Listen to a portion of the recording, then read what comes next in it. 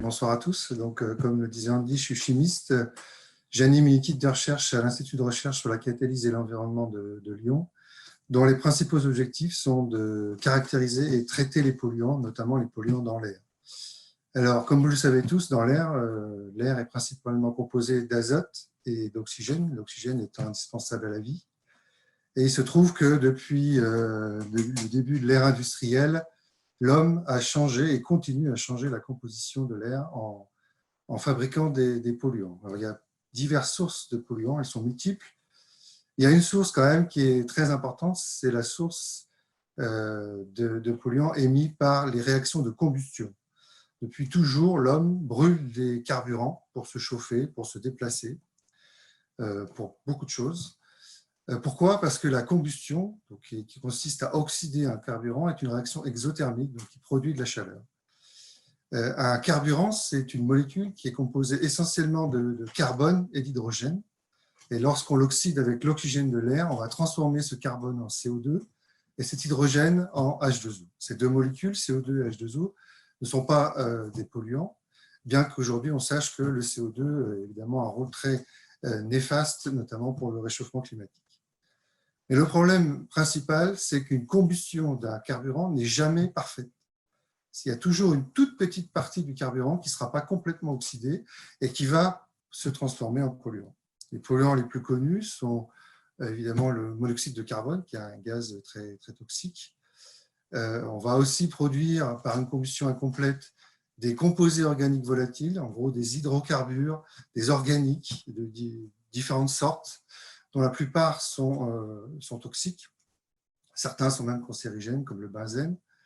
Une combustion incomplète va également produire des particules, ces fameuses particules fines, qu'on peut schématiser comme étant un noyau de carbone autour duquel vont se stocker, se piéger des centaines, des milliers de types d'organiques, de molécules organiques ou même de métaux. Donc ces particules vont être émises dans l'air. On a également un autre problème lorsqu'on fait de la combustion, c'est que l'azote de l'air va également pouvoir s'oxyder avec l'oxygène pour produire ce qu'on appelle les oxydes d'azote, qui sont aussi des gaz très toxiques pour l'homme et l'environnement. Les carburants également contiennent parfois des impuretés, voire même des additifs qui sont ajoutés pour améliorer la combustion. Mais ces impuretés, ces additifs, lorsque on va oxyder le carburant, ils vont également se retrouver dans l'air. C'est le cas par exemple du soufre. Donc l'ensemble de ces polluants, on les appelle les polluants primaires, parce qu'ils sont émis par une source primaire de pollution. Malheureusement, lorsqu'ils sont dégagés dans l'air, ils vont continuer à se transformer sous l'impact du soleil, de la température, de l'humidité, et ils vont créer d'autres types de polluants qu'on appelle polluants secondaires. Ces polluants secondaires les plus connus sont l'ozone, par exemple, qui est issu d'une réaction entre les NOx et des composés organiques volatiles, ou d'autres particules encore plus fines que celles émises par les sources primaires. Donc, vous voyez que cette chimie de l'air, elle est très complexe, elle est encore mal connue, et elle nécessite beaucoup d'études pour comprendre comment ces polluants sont formés. Il y a d'autres sources que la combustion, j'y reviendrai peut-être plus tard avec vos questions. Est-ce que ces polluants sont nocifs et dangereux pour nous ? Oui, clairement oui. Beaucoup d'études le montrent dans le monde. En France, on a nos villes, nos grandes agglomérations ont affaire à des pics de pollution régulièrement. On appelle ça des pics d'ozone, des pics de particules, des pics de NOx. Et on considère qu'en France, on a une perte d'espérance de vie liée à cette qualité de l'air entre 9 mois et 15 mois, suivant les endroits. Alors, que peut-on faire ? Comment est-ce qu'on peut éliminer ces polluants ? Il y a 3 niveaux d'action principaux. Le premier, c'est de purifier les carburants, faire en sorte que les carburants aient le moins d'impuretés possible. Et ça, c'est des choses qui ont été relativement bien faites en Europe notamment. On a diminué les taux de soufre de manière considérable. On a éliminé des additifs qui étaient très nocifs une fois dégagés dans l'environnement. Je pense notamment aux additifs liés au plomb. Première stratégie. Deuxième stratégie, c'est d'essayer d'éliminer ces polluants avant qu'ils soient émis dans l'atmosphère. Et c'est ce qu'on arrive à faire notamment dans les échappements des véhicules ou dans les fumées d'usine. Et pour les éliminer, eh bien, on va essayer d'oxyder complètement ces polluants, notamment le CO, les hydrocarbures, les composés organiques volatiles, en CO2, ou de réduire les NOx en azote, qui est un gaz inoffensif. Vous voyez que c'est très, très complexe, parce qu'il nous faut à la fois oxyder et à la fois réduire dans un même effluent les polluants. Et pour faire ce traitement, on utilise des catalyseurs. Un catalyseur, c'est une substance qui est donc rajoutée dans l'échappement et qui va modifier la vitesse de la réaction, qui va accélérer la vitesse de la réaction, qui va la faciliter. Pour prendre un exemple, si on cherche à oxyder le CO en CO2 pour l'éliminer, cette réaction ne va pas se faire spontanément. Par contre, si on met un catalyseur actif pour cette réaction, elle va pouvoir se faire. Tout est l'enjeu de la catalyse. Je vais prendre un peu plus en détail l'exemple de la dépollution automobile, qui est un exemple phare, puisque l'Europe a mis en place des réglementations européennes pour diminuer les émissions des automobiles il y a déjà plus d'une trentaine d'années.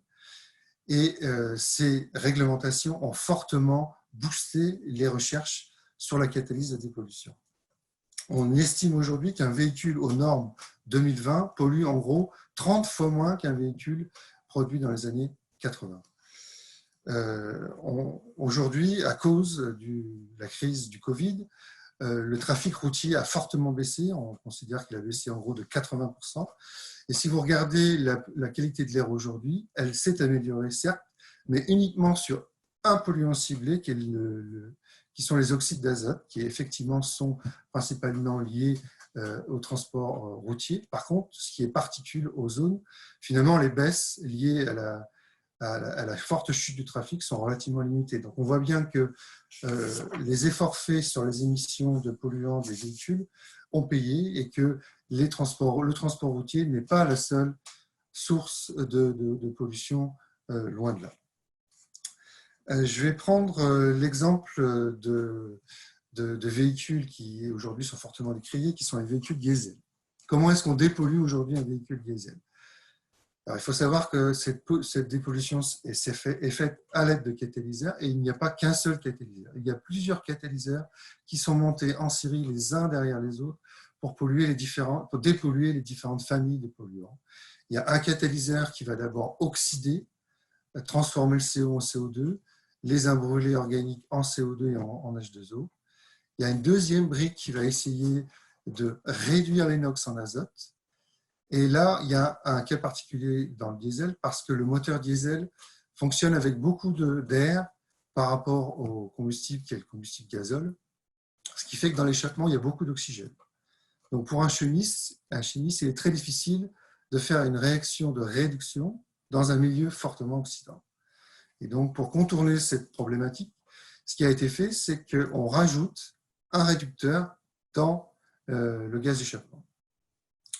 Et ce réducteur, c'est de l'urée. L'urée, c'est finalement un précurseur d'ammoniac, et c'est l'ammoniac qui, une fois sur le catalyseur, va pouvoir réduire les NOx en azote. Cette réaction marche relativement bien, malheureusement pas en dessous de 150 degrés. Ce qui fait que si vous prenez votre véhicule diesel pour faire un trajet très court en ville, votre catalyseur des NOx ne fonctionnera pas. C'est la raison pour laquelle les émissions de NOx sont, des véhicules diesel sur des courtes distances en ville sont toujours importantes. C'est l'origine de ce qu'on a appelé le Dieselgate, parce que si on prend un véhicule, les réglementations d'un véhicule et la manière avec laquelle le véhicule est homologué sur un banc à rouleau, effectivement, dans ces conditions-là, sur des cycles normalisés, la réduction des NOx est efficace. Par contre, si je prends un véhicule diesel pour acheter du pain et que je l'utilise 5 minutes, ça ne marche pas. Derrière cette brique des NOx, il y a encore une autre brique, qui est la brique qui va éliminer les particules fines. C'est ce qu'on appelle le filtre à particules. Et là, c'est plutôt une filtration mécanique, relativement efficace, mais qui a également besoin de mettre en œuvre un catalyseur, car il va falloir régulièrement régénérer le catalyseur sous peine d'agglomération et de bouchage du filtre à particules. La troisième voie, pour éliminer les polluants, améliorer la qualité de l'air, eh c'est de stopper complètement ces réactions de combustion. Donc d'aller vers ce qu'on appelle la transition énergétique. Et donc de produire de l'électricité sans carburant, même carburant biosourcé, sans carburant du tout. C'est utiliser l'énergie solaire, l'énergie éolienne, l'énergie hydraulique. C'est de faire en sorte que l'électricité devienne la seule source d'énergie pour nos déplacements, pour nous chauffer, pour toutes nos activités. Cette technologie-là devrait fortement améliorer la qualité de l'air, mais il faut rester prudent car ces technologies vont mettre en œuvre de nouveaux systèmes de production d'énergie, des piles à combustible, des batteries, des panneaux solaires, et toutes ces technologies nouvelles vont également produire des polluants. Donc il faudra rester relativement prudent, mais on peut quand même être positif sur l'amélioration de la qualité de l'air dans nos villes à moyen terme, on va dire en 2050. Le Green Deal de la Communauté européenne, c'est moins 90% d'émissions de CO2 en 2050. Merci beaucoup, Philippe. J'ai respecté les 10 minutes. Tu as respecté les 10 minutes. Merci beaucoup. C'est pas évident. Désolé de ne pas te laisser plus longtemps, mais comme très court. Désolé de ne pas te laisser plus longtemps, mais comme on doit finir à 19h pile aujourd'hui, il faut qu'on soit rigoureux avec le. J'ai bien compris. Alors, je vous invite à poser vos questions dans la partie, dans la fenêtre converser que vous trouvez en bas. Pensez bien à mettre l'option tous les conférenciers et les participants. Moi, j'ai une première question pour toi, Philippe. On a parlé à un moment donné de véhicules à hydrogène et donc de l'utilisation de l'hydrogène comme un carburant. Et ce carburant a l'avantage, en fait, lorsqu'il est embarqué dans un véhicule, de ne rejeter que de la vapeur d'eau, qui du coup est sans doute moins toxique que des polluants habituels. Alors du coup, qu'est-ce que tu en penses? C'est l'avenir. Lorsque j'ai parlé de piles à combustible, c'est lié à l'hydrogène. L'hydrogène, effectivement, c'est le seul carburant qui ne contient pas de carbone. Et donc, quand on l'oxyde, on ne fabriquera pas de CO2. Et l'oxydation d'hydrogène reste exothermique. Le problème, c'est que l'hydrogène n'existe pas aujourd'hui, il n'existe pas à l'état naturel. Il n'y a pas de réserve d'hydrogène. Il faut le fabriquer. Et malheureusement, aujourd'hui, comment est-ce qu'on fabrique de l'hydrogène? On le fabrique à partir d'énergies fossiles. Et cette fabrication d'hydrogène produit du CO2. Donc, il faut aller plus loin, il faut produire l'hydrogène de manière verte, on appelle ça l'hydrogène vert. Et la solution qui sera sans doute retenue, et en tout cas qui est à l'étude aujourd'hui, c'est de produire de l'hydrogène à partir d'électricité renouvelable par ce qu'on appelle l'électrolyse de l'eau. L'électrolyse de l'eau, c'est utiliser l'électricité pour casser la molécule d'eau, H2O. On va produire à partir de H2O de l'hydrogène pur et de l'oxygène pur. Bon, l'oxygène n'étant évidemment pas un polluant. Et l'hydrogène qu'on va pouvoir fabriquer là, eh bien, on va pouvoir l'utiliser dans une pile à combustible. La pile à combustible, elle produit l'effet inverse d'un électrolyseur. À partir de l'hydrogène, elle va refaire de l'électricité. Cette pile à combustible, eh bien, on peut l'installer dans un véhicule, dans une maison, dans un immeuble, un peu partout. Et effectivement, là, ce type de technologie ne produit pas de CO2 et de polluants, en tout cas lorsqu'elle est en utilisation, c'est-à-dire par exemple dans nos agglomérations. Par contre, il faut fabriquer, ce que j'ai dit tout à l'heure, la pile à combustible, et là, il peut y avoir il y a forcément besoin de dégagement de polluants et certainement de CO2. D'accord. Donc, dans ton exposé, ce qu'on a bien compris, c'est que ça se joue en fait au niveau du carburant à l'intérieur de la machine qui brûle du carburant. On peut donc effectivement avoir différents types de filtres, des catalyseurs pour éviter en fait l'émission de polluants dans l'atmosphère. Alors, j'ai une question. C'est quels sont les défauts en fait éventuels de ces catalyseurs au niveau de la toxicité de leurs composants, de leur production, de leur recyclage. Quels sont en fait qu'est-ce qui définit en fait un bon catalyseur? Un bon catalyseur, c'est un matériau qui va être pas cher, composé d'éléments dont les ressources sont importantes, non toxiques, recyclables, efficaces et durables. Ça fait beaucoup de choses.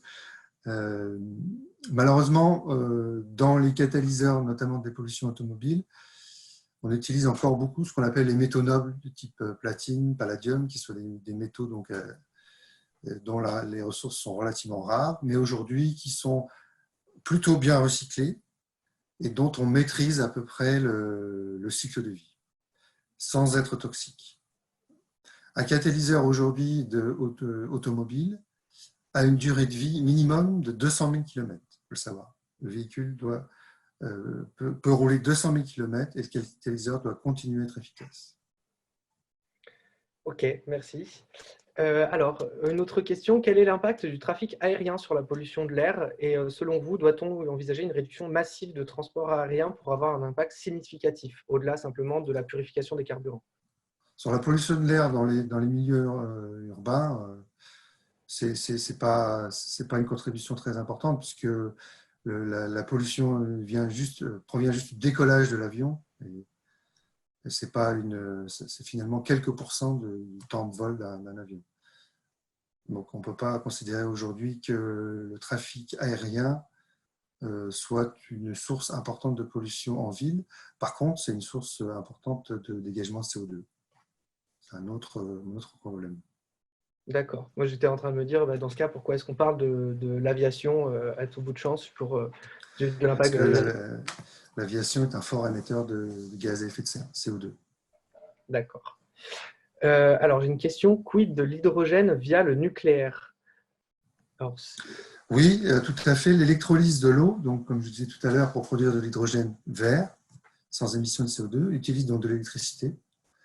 Et effectivement, en France, il y a une filière électrolyse couplée à une centrale nucléaire. Pourquoi? Parce que la centrale nucléaire produit de l'électricité avec une puissance importante et constante, et que parfois la demande est inférieure à la production. Et donc, dans ce cas-là, on peut réorienter l'électricité produite pour fabriquer l'hydrogène par électrolyse. Alors, autre question, ça commence un peu à s'enchaîner. Est-il possible d'extraire ces hydrocarbures de l'air pour les brûler à nouveau? Et dans la même question, la personne pose la question de savoir s'il est possible de se protéger de ces polluants via des masques faciaux. Alors, masques faciaux pour se protéger de gaz, de polluants sous forme de gaz, c'est très difficile. Là, c'est plutôt, il faudrait utiliser des masques à gaz, comme leur nom l'indique. Par contre, des masques peuvent éventuellement protéger donc des particules, mais de relativement grande taille, on va dire de taille micrométrique. Ça, c'est possible. Et la première question, c'était? Est-il possible d'extraire ces hydrocarbures de l'air pour les brûler à nouveau? Est-ce qu'on peut dépolluer l'air une fois que les polluants sont dans l'air? Oui, bien entendu. Il y a différentes études, notamment des catalyseurs. Là, c'est plus orienté vers l'air intérieur, c'est-à-dire qu'une fois qu'on est à l'intérieur de nos maisons, est-ce qu'on peut purifier l'air de nos maisons? La réponse est oui. Il y a des technologies qui sont en développement. Pour ça, aujourd'hui, ce qui existe, c'est uniquement de la ventilation, c'est-à-dire de la dilution. On dilue l'air intérieur avec de l'air extérieur. On peut éventuellement la filtrer, c'est-à-dire enlever les grosses particules de l'air de l'air intérieur. Mais il n'y a pas encore de système vraiment pour, comme la question a été mentionnée, détruire les hydrocarbures. Mais ça pourrait l'être par des catalyseurs ou des photocatalyseurs. Ok, merci. Alors, quelles sont les limites des systèmes de dépollution automobile? Est-ce qu'on a atteint ces limites et quels sont les besoins futurs en développement et innovation? Alors, les limites, j'en ai parlé un peu sur la dénox, sur le catalyseur qui dépollue l'inox. La limite, c'est que ces catalyseurs… Est-ce que tu peux dire ce que sont les NOx? Les oxydes d'azote, pardon. Okay. Donc NO et NO2 qui sont… aujourd'hui, si on regarde la qualité de l'air à Paris ou à Lyon, grâce au confinement, je ne sais pas comment le dire, grâce au confinement, on a une chute brutale de 70%, 80% des oxydes d'azote. Ce qui démontre bien que ces oxydes d'azote ils sont principalement liés aux émissions du transport. Et les catalyseurs qui dépolluent ces oxydes d'azote, malheureusement, sont actifs, mais qu'à partir d'une certaine température. Ce qui fait que lorsque vous démarrez votre véhicule, il y a un temps de latence. Il faut attendre que le pot d'échappement ait le temps de chauffer et ça prend 3, 4, 5, 10 minutes. Et si vous utilisez votre voiture sur une distance très courte, votre système n'est pas efficace. Et donc là, il y a encore beaucoup de travaux et beaucoup d'études à faire pour améliorer les catalyseurs. Il y a aussi des améliorations à avoir pour leur durée de vie. Et je parlais tout à l'heure du système à base de méthanol. Il faudrait trouver des catalyseurs moins chers sans méthanol. Et du coup, on a beaucoup de marge de manœuvre encore pour le développement de catalyseurs plus efficaces, ou est-ce qu'on a atteint un petit peu un plafond dans cette efficacité? Difficile à dire. Difficile à dire. Alors, autre question, peut-on imaginer un procédé permettant de stocker les polluants plutôt que la dispersion dans l'air? Quelle serait l'énergie la plus adaptée actuellement? Stocker les polluants, c'est-à-dire au lieu de les oxyder, de les convertir, les capter. Oui, c'est des systèmes qui existent aussi, ce qu'on appelle nous des absorbants, c'est-à-dire ce sont des matériaux qui vont avoir une très très grande surface exposée au gaz et qui vont permettre de stocker ces gaz. Par contre, leur gros inconvénient, c'est qu'une fois que leur surface est saturée, ben, ils ne sont plus actifs. Donc, ce sont des systèmes qu'il faut régénérer ou changer régulièrement. Donc, ce n'est pas possible pour un véhicule. On se voit mal aller changer notre système tous les 3000 ou 2000 km ou 10 000 km. Par contre, pour dépolluer l'air d'un habitacle, d'une voiture, par exemple l'intérieur d'une voiture, l'air intérieur d'une voiture ou d'une pièce, effectivement, c'est des systèmes qui sont à l'étude également. Alors, une autre question, à quand des cigarettes non polluantes? Je crois que la réponse va être rapide. Alors, vous allez rigoler parce qu'il y a Oui. eu des études dans le passé pour ajouter dans le filtre des cigarettes des catalyseurs pour effectivement traiter une partie des polluants. Malheureusement, ça n'a jamais été commercialisé. Mais même sans tous les additifs, rien que la combustion du tabac, ça libérerait des polluants dans les mégots qu'on rejette. Ah oui, oui, je confirme. Ça, par exemple, il y a eu une époque dans les laboratoires où pour tester les capteurs de monoxyde de carbone, CO, il suffisait d'approcher une cigarette. Et si le capteur se déclenche, c'est qu'il marche. D'accord. Donc, on a une nouvelle question à propos des masques. Finalement, ça n'a pas trop d'intérêt de porter un masque pour se protéger de la pollution lorsque l'on fait du vélo en ville à côté des voitures. Ça n'a pas d'intérêt pour les polluants gazeux. Ça peut avoir un intérêt pour les polluants particulaires. Ah, donc, les fameuses particules fines qui peuvent être rejetées si les catalyseurs d'une voiture diesel ne sont pas assez chauds. Alors, les particules sont filtrées mécaniquement par le filtre à particules. Et là, l'avantage d'une filtration mécanique, c'est qu'elle marche même à moins 20 degrés. Par contre, il faut régénérer régulièrement ce filtre. Et c'est là où le catalyseur intervient. Et c'est là où parfois on peut avoir des problèmes de maintenance dans un véhicule parce que notre filtre à particules est bouché. Alors, qu'en est-il de la transformation du CO2 comme carburant pour pile à combustible? Oula, carburant pour pile à combustible, je ne sais pas, mais effectivement, si on réfléchit à un avenir 2050, à une source d'énergie qui devient uniquement une source renouvelable, ça veut dire que toute la chimie aujourd'hui, de la pétrochimie, l'utilisation du pétrole pour fabriquer tout un tas de choses, de notre vie quotidienne, de plastique, énormément de choses, il faudra repenser cette chimie, complètement la repenser. Il ne s'agit pas, on ne va pas reprendre du pétrole pour pour continuer à fabriquer du plastique. Et donc l'idée avancée aujourd'hui, c'est qu'on pourrait utiliser le CO2 et le faire réagir avec l'hydrogène pour refaire toute une chimie de spécialité sans utiliser, encore une fois, nos ressources fossiles. Ça, c'est des choses qui sont déjà étudiées au laboratoire et qui, je l'espère, verront le jour d'ici 2030-2040. D'accord, intéressant. L'idée, c'est non seulement d'éviter de produire du CO2, mais en plus, c'est de le transformer, le valoriser. Réutiliser nos déchets en quelque sorte. Exactement. Ça fait partie aussi si on veut avoir une ville propre, il faudra également valoriser nos déchets. Alors, en parlant de villes, la végétalisation des villes est-elle une piste pour améliorer la qualité de l'air? Oui, tout à fait. Tout à fait. Tout à fait, parce que certaines plantes peuvent capter certains polluants.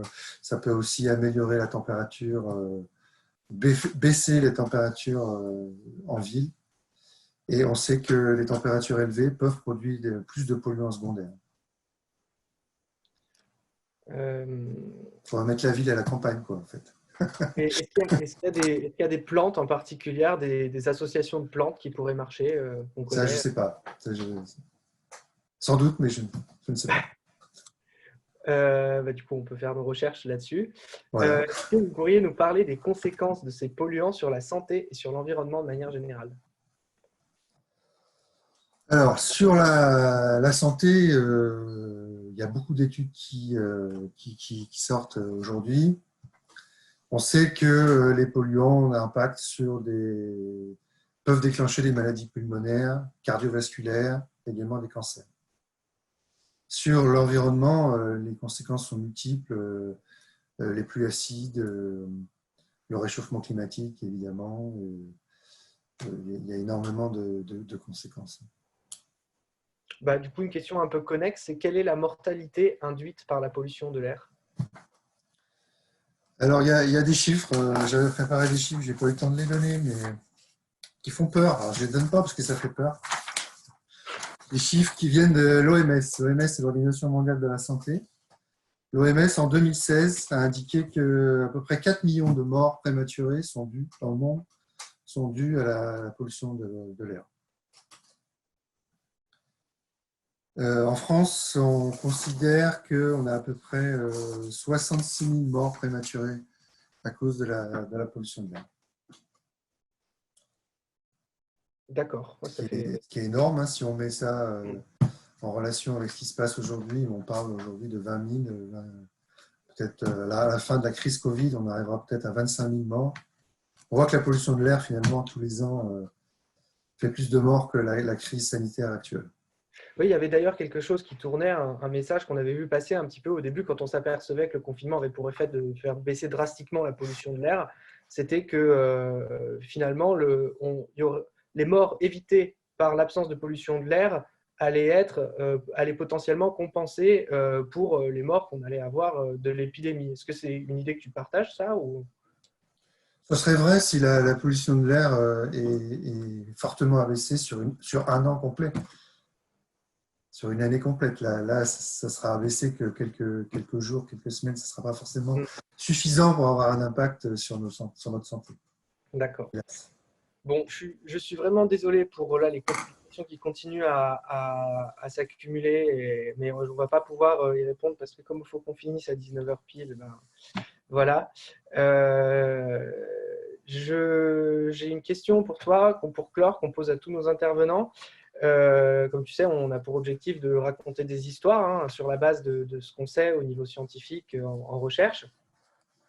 À partir des recherches que tu fais, des connaissances que tu as sur toute la chimie, la catalyse, la pollution de l'air, etc., est-ce que tu aurais une histoire que tu raconterais à partir de cette base-là ou une histoire que tu aimerais bien qu'on te raconte à partir de cette base-là?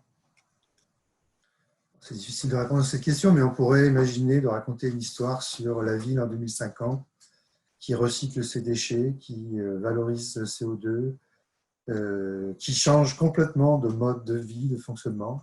On pourrait imaginer tout un tas de choses en lien avec une ville propre, réellement propre. Ça c'est quelque C'est chose un que peu tu de la fais. science-fiction, là, ce que je raconte. C'est un peu ce qu'on fait, hein. Mais du coup, Voilà. c'est quelque chose d'envisageable, ça, pour toi. Une ville complètement propre qui arrive à recycler ses déchets et qui arrive à avoir un air aussi pur à Pralognan-la-Vanoise qu'à Lyon. C'est possible. Scientifiquement, technologiquement, on peut y arriver, tout à fait, à condition de changer quand même beaucoup de choses. Changer notre manière de produire de l'énergie, changer notre manière de consommer, changer notre manière de cuisiner. Ça paraît bête, mais cuisiner, c'est une combustion. On cuisine, on brûle quelque chose, on produit des polluants. Donc, il faudrait complètement changer nos habitudes de vie, mais c'est tout à fait possible. D'accord. Bon, eh ben, merci. On espère qu'on verra ce monde-là d'ici peu dans les films et Dans les films. dans la réalité. On pourra les voir dans les films sans doute avant la réalité, mais on espère qu'on aura les deux, quoi, du coup. Philippe, merci beaucoup, merci Merci à infiniment. vous. Merci à tous les participants au webinaire. Vendredi, on retrouve Gilles Pison, qui est démographe et qui va poser la question: est-on trop nombreux sur Terre? Donc vendredi, même heure, et cette fois-ci, on pourra vous voir pendant la conférence qui donnera des interactions un peu plus fouillées. Encore une fois, merci Philippe, et puis à très bientôt tout le monde. Au revoir.